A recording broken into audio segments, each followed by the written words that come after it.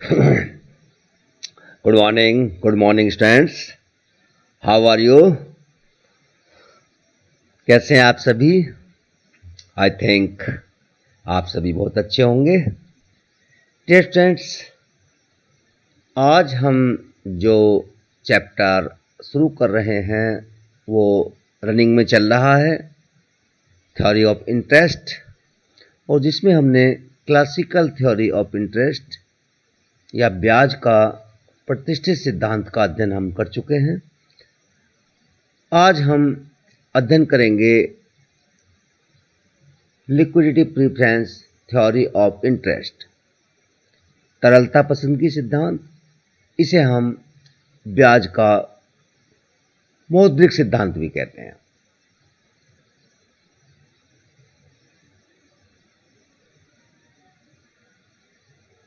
तो students, let's start liquidity preference theory of interest या ब्याज का तरलता पसंदगी सिद्धांत।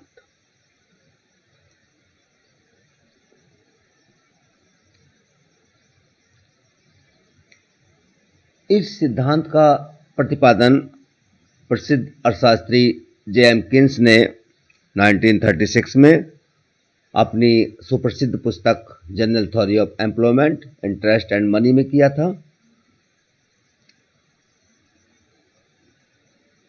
किन्स का ब्याज सिद्धांत, तरलता पसंदगी सिद्धांत, इसके अनुसार इसे हम मौद्रिक सिद्धांत भी बोलते हैं, मॉनेटरी थ्योरी ऑफ इंटरेस्ट भी बोलते हैं। इसमें ब्याज की दर का निर्धारण मुद्रा की पूर्ति एवं मांग की सापेक्षिक शक्ति के द्वारा किया जाता है। इसीलिए हम इसको ब्याज का मौद्रिक सिद्धांत भी कहते हैं। किन्स ने बताया कि मुद्रा की मांग का मतलब है कि लोग बाग तरल रूप में, नकद रूप में अपने पास मुद्रा रखते हैं, और मुद्रा की पूर्ति का अर्थ है कि किसी समय विशेष पर प्राप्त मुद्रा की अर्थव्यवस्था में कुल कितनी मात्रा है, और इसकी मात्रा केंद्रीय अधिकारी द्वारा घटाया बढ़ा सकता है, केंद्रीय बैंक द्वारा घटाया बढ़ा सकता है। और जिस बिंदु पर हम ये कह सकते हैं कि जिस बिंदु पर मुद्रा की मांग, मुद्रा की पूर्ति दोनों बराबर होंगी, वहां पर ब्याज की दर का निर्धारण हो जाएगा। इसी प्रकार इसीलिए किन्स ने ब्याज एक निश्चित समय के लिए तरलता के परित्याग का पारितोषिक है, तरलता के परित्याग का पुरस्कार है। नकद मुद्रा की मांग को तरलता पसंदगी किन्स ने कहा है क्योंकि मुद्रा जो है वो विभिन्न रूपों में सबसे तरल है। इसलिए नकद मुद्रा के हम अपनी इच्छा अनुसार प्रयोग कर सकते हैं। कैश में कहीं भी कुछ भी खरीद सकते हैं, अपनी वस्तुएं व सेवाओं को जो भोग मांग है हमारी उसको पूरा कर सकते हैं। इसीलिए किन्स ने नकदी को तरलता पसंदगी, लिक्विडिटी प्रेफरेंस, लिक्विडिटी का नाम दिया है।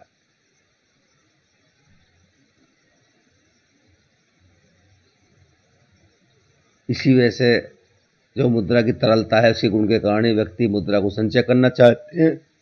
व्यक्ति जब किसी दूसरे व्यक्ति को उधार देता है तो उसे तरलता का त्याग कहते हैं, तरलता का परित्याग कहते हैं। और तरलता का त्याग कब करेगा? तरलता का परित्याग जब करेगा जब उसको कोई पुरस्कार दिया जाए, और जो पुरस्कार स्वरूप राशि दी जाती है या पारितोषिक दिया जाता है उसको ही किन्स ने ब्याज दर कहा है। किन्स के अनुसार किसी निश्चित अवधि के लिए तरलता के त्याग या तरलता के परित्याग का पुरस्कार ही ब्याज है। अब जैसे कि हम अभी बात कर रहे थे कि किन्स ने ब्याज की दर का निर्धारण जो किया है उसमें दो तत्व लिए हैं। पहला है मुद्रा की मांग और दूसरा है मुद्रा की पूर्ति। अर्थात मुद्रा की मांग एवं मुद्रा की पूर्ति की सापेक्षिक शक्तियों के द्वारा ही ब्याज की दर का निर्धारण होता है अकॉर्डिंग टू किन्स। अब हम बात करते हैं मुद्रा की मांग, डिमांड ऑफ मनी या तरलता पसंदगी। किन्स के अनुसार मुद्रा की मांग का अभिप्राय मुद्रा की उस राशि से है जो लोग अपने पास तरल या नकद रूप में रखना चाहते हैं।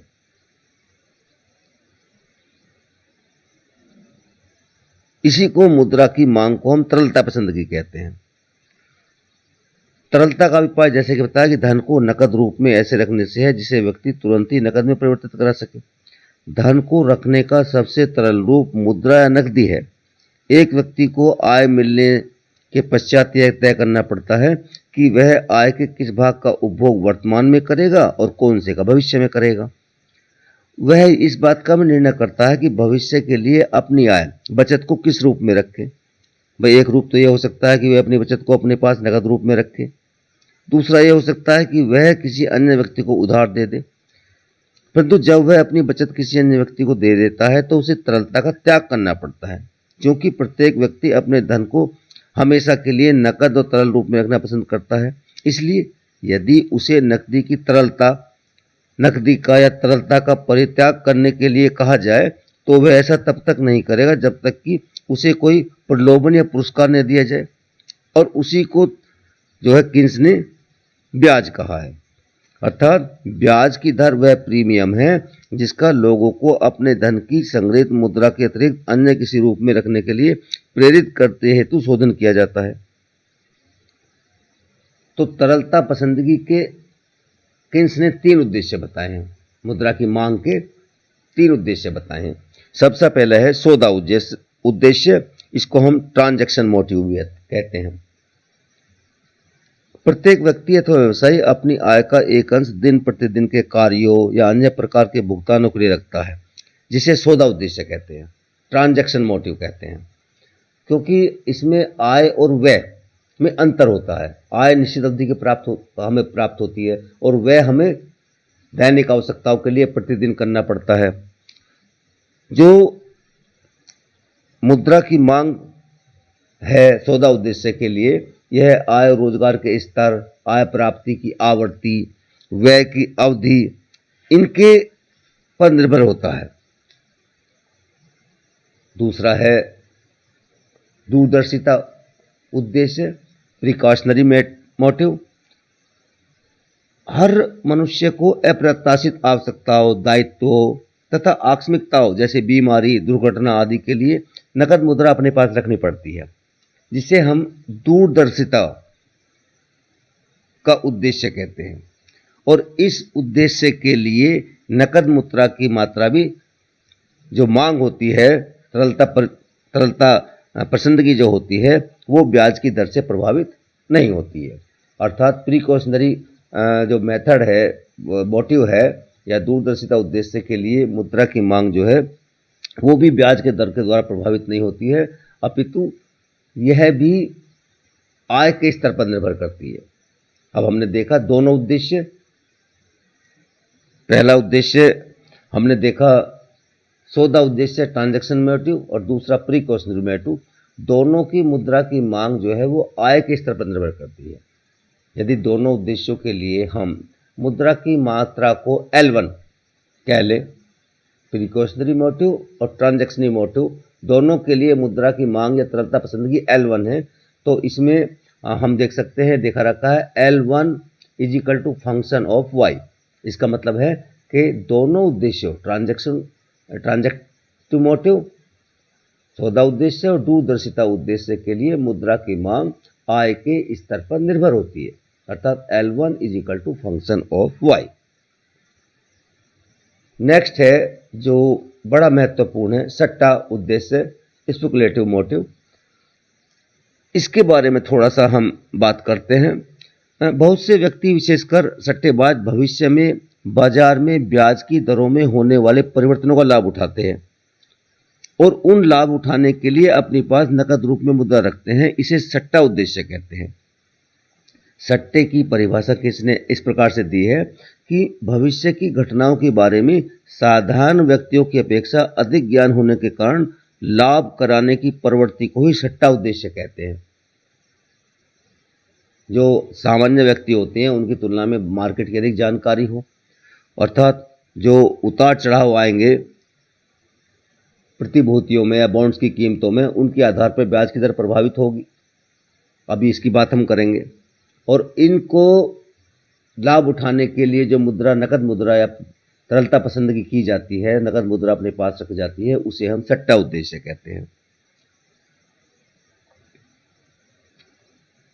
सट्टा उद्देश्य के लिए मुद्रा की मांग जो है वो किस पर निर्भर होती है? वो ब्याज की दर पर निर्भर होती है। जैसा कि किन्स ने बताया था कि सट्टा उद्देश्य से मांगी गई मुद्रा को किन्स ने M2 के द्वारा प्रकट किया है। चूंकि यह मांग या सट्टा उद्देश्य के लिए मांग ब्याज की निर्भर करती है। ब्याज की दर पर कैसे निर्भर करती है इसको हम अभी देखते हैं। ये इस तरह का है कि सट्टा उद्देश्य के लिए रखी जाने वाली नकद मुद्रा ब्याज की दर पर निर्भर करती है। बॉन्ड की कीमतों में और ब्याज की दरों में विपरीत संबंध होता है। जब बॉन्ड की कीमत ऊंची होंगी तो ब्याज की दर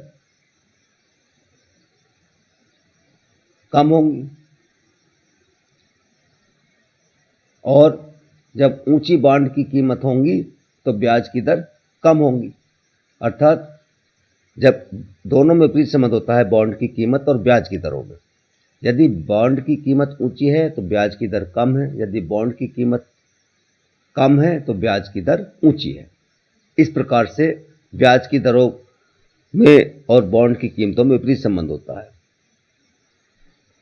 इसके लिए इस पर मैं थोड़ा सा प्रकाश और डालूं तो इसमें ऐसा होता है कि मार्केट में सपोज ब्याज की दर कम है। अब ब्याज की दर कम होगी तो क्या होगा? बॉन्ड की कीमतें अधिक होंगी। तो इस पर क्या होंगे? जब बॉन्ड की कीमतें अधिक होंगी तो सभी व्यक्ति सट्टा उद्देश्य के लिए मुद्रा की मांग जो है, मुद्रा जो है अपने पास नकद रूप में रख लेंगे। अब क्या होगा? उन्हें पता है कि धीरे धीरे ब्याज की दर बढ़ेंगी। अब ब्याज की दर बढ़ेंगी तो बॉन्ड की कीमतें घटेंगी। जब बॉन्ड की ब्याज की दर बढ़ रही होती है तो बॉन्ड की कीमतें घट रही होती है, तो इस समय पर वो बॉन्ड खरीद लेते हैं। अब बॉन्ड उन्होंने खरीद लिए तो उनके पास नकद मुद्रा की मात्रा कम हो जाती है। अब क्या होगा? ब्याज की दर कम होनी प्रारंभ होगी।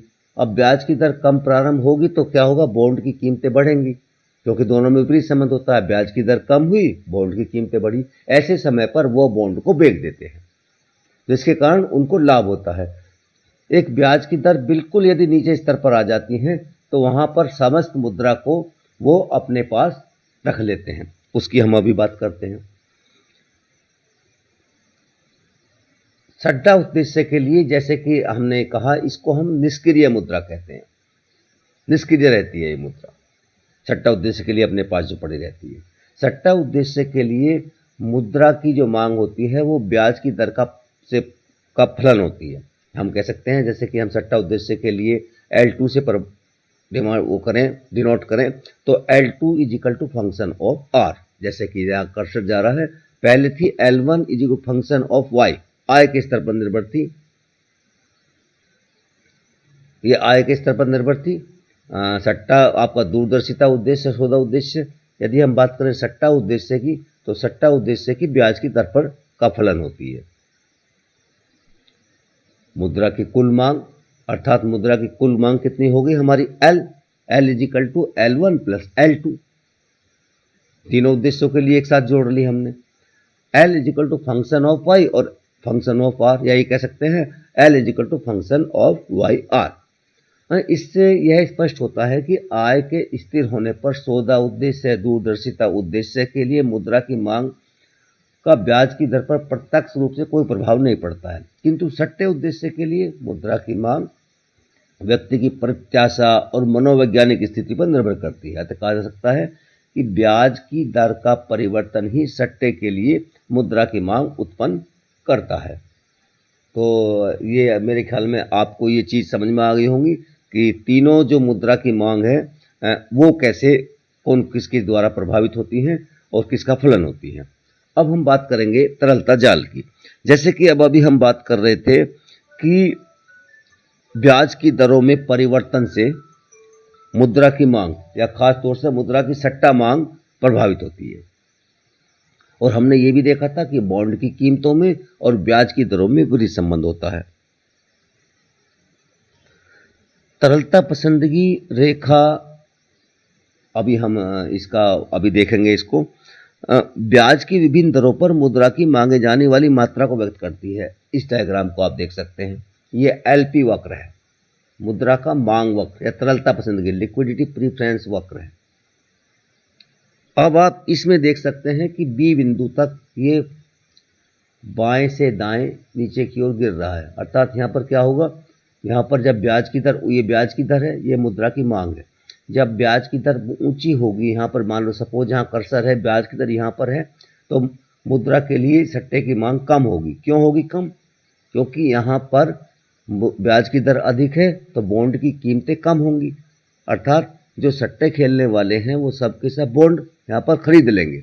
अब जो जो ब्याज की दर कम होती जाती है, सट्टे की कीमतें या बॉन्ड की कीमतें बढ़ती जाती हैं। तो ऐसी जगह पर जब वो देखेंगे कि ब्याज की दर गिरकर यहाँ आ गई है तो वो समस्त बॉन्ड को बेच देंगे। उसके बाद यदि ब्याज की दर और गिरकर 8-0 हो जाती है तो वो सारे बॉन्ड बेच देंगे और सारी की सारी मुद्रा जो है वो तरलता के रूप में, नकद रूप में अपने पास रख लेंगे। इस स्थिति में जो मुद्रा का मांग वक्र है या एलपी वक्र है वो पूर्णतः लोचदार हो जाता है, अर्थात इस स्थिति में इसको हम तरलता जाल, लिक्विडिटी ट्रैप की स्थिति कहते हैं। जैसे कि अभी ये तरलता जाल की बात चल रहे थे, ऋणात्मक ढाल बाएं से दाएं नीचे गिरता होता है और ए बी भाग बताता है कि ऊंची ब्याज दरों पर सट्टा उद्देश्य के लिए जो नकद मुद्रा की मांग कम होगी, इसके विपरीत जब कम ब्याज दर होगी सट्टा उद्देश्य के लिए मुद्रा की मांग अधिक होगी। अभी जो हम बात कर रहे थे बी बिंदु पर, जो बीसी भाग है, तरलता जाल वाला जो भाग है ये, इस पर मुद्रा की मांग अनंत हो जाती है, अर्थात सारे के सारी मुद्रा वो अपने पास होल्ड कर लेते हैं, अपने पास रख लेते हैं। इसका अभिप्राय है कि बहुत कम ब्याज दरों पर सट्टा उद्देश्य के लिए मुद्रा की मांग पूर्णतः लोचदार हो जाती है, जैसे कि अभी हम चर्चा कर रहे थे, अर्थात व्यक्ति अपनी समस्त मुद्रा अपने पास नकद रूप में रखते हैं। एलपी वक्र का जो पूर्ण लोचदार भाग है, जिसे तरलता जाल हम कहते हैं कि इसने लिक्विडिटी ट्रैप का नाम दिया है, ये पूर्णतः लोचदार होने की दशा में लोगों की नकदी अधिमान पूर्ण या चरम स्तर पर पहुंच जाता है। इसे पूर्ण नकदी अधिमान अवस्था, position of absolute liquidity preference या तरलता जाल, लिक्विडिटी ट्रैप की स्थिति बोलते हैं। ये विभिन्न मांग है मुद्राओं की, एलपी, एलवाई, एल1, एल2। ये यहाँ आकर ब्याज की दर जब 8-0 हो जाती है तो तरलता जाल बन जाता है।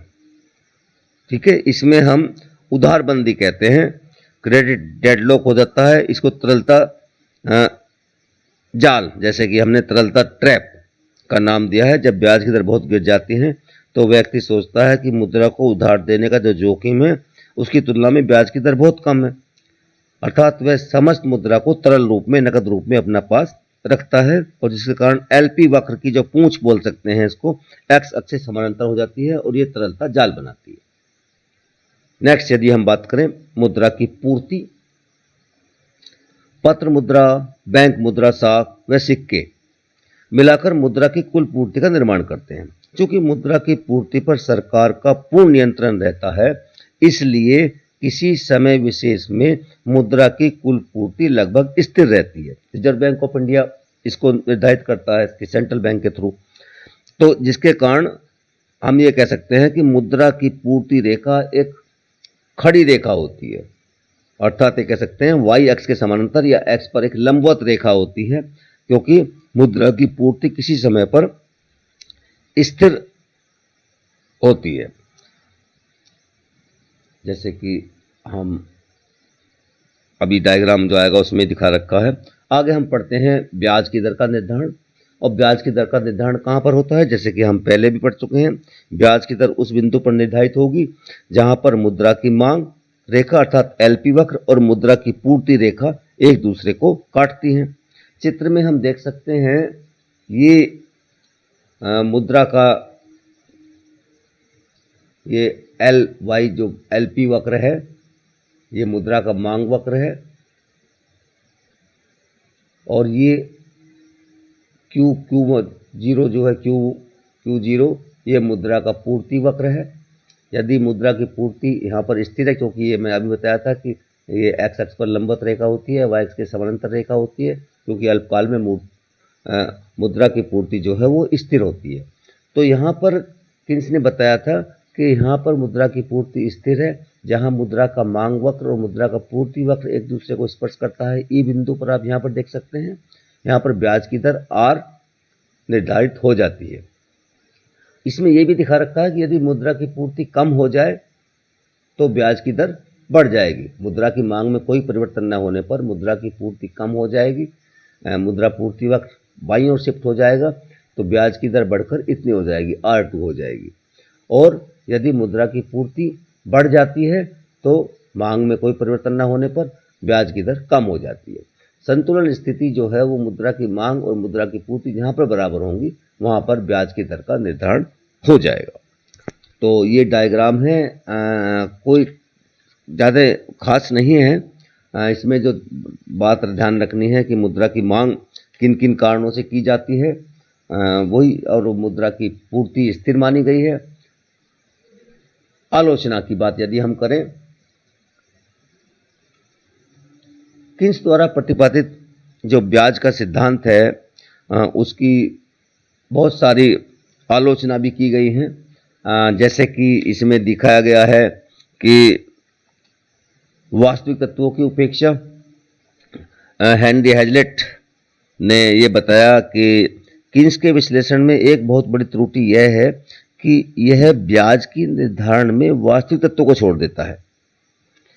किन्स ने ब्याज को विस्तृतता एक मौद्रिक क्रिया या मौद्रिक घटना ही स्वीकार किया है, जबकि वास्तविक तत्व भी, रियल फैक्टर जो हैं वो भी ब्याज की दर के निर्धारण में महत्वपूर्ण भूमिका अदा करते हैं।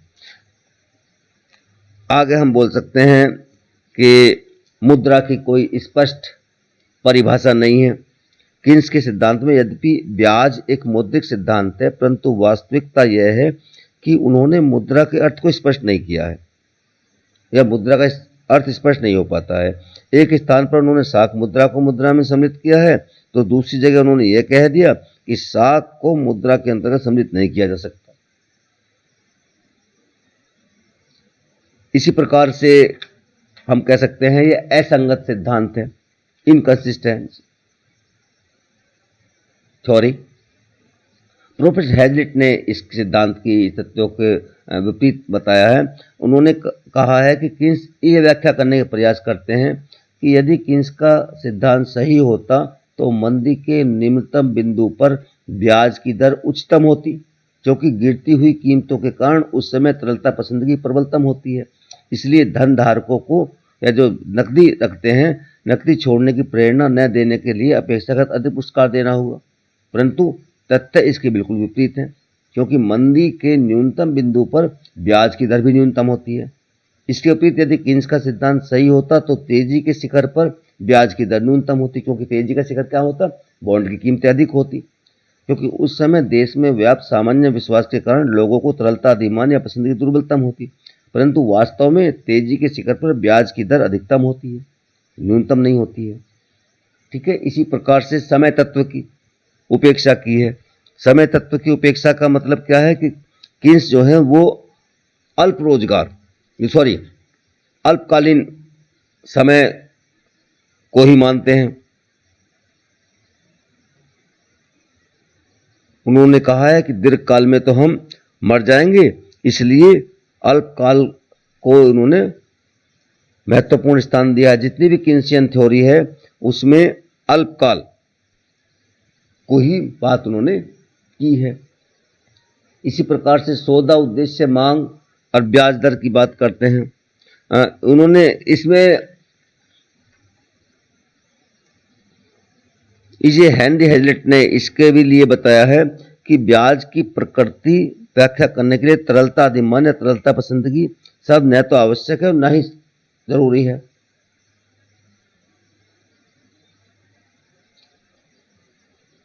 अब जैसे इसमें सौदा उद्देश्य मांग की दर, विशेष तौर से जो ब्याज की दर हमें ज्ञात होनी चाहिए यदि हम सौदा उद्देश्य के लिए मांग निर्धारित करते हैं। जो क्लासिकल थ्योरी की हमने आलोचना की थी जिस आधार पर, वही यहाँ पर लागू होता है। ब्याज की दर कम होंगी तो बॉन्ड की कीमतें अधिक होंगी, और सौदा उद्देश्य के लिए भी ब्याज की दर हमारी जो है हो सकती है। कि यदि ब्याज की दर अधिक है तो सौदा उद्देश्य के लिए हम मुद्रा की मात्रा कम अपने पास रखें, निकाल सकते हैं फिर। तो इसलिए जो ट्रांजैक्शन मोटिव है उसके लिए भी डिमांड जो है वो उसके लिए इंटरेस्ट रेट आजकल उसको प्रभावित करती है। तरलता जाल की यदि बात करें हम, तरलता जाल लिक्विडिटी ट्रैप ऐसे कोई वास्तविक चीज नहीं देखी गई है, अभी तक नहीं देखी जाती है कि निम्न उस पर ब्याज दरों पर सारी की सारी मुद्रा होल्ड कर ली जाए। इसी प्रकार कीमत परिवर्तन की उपेक्षा, किन्स ने कीमत परिवर्तन की उपेक्षा की है।